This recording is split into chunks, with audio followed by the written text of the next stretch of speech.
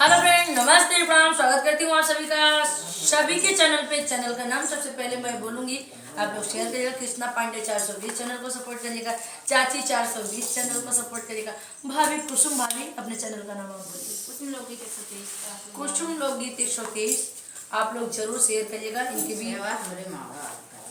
इनके भी चैनल को सब्सक्राइब करिएगा। फेसबुक को चला दो, फेसबुक बोला कुसुम वर्मा, फेसबुक पेज को फॉलो करिएगा। तो सुनिएगा, प्यारा सा गीत है, सुना रही भाभी।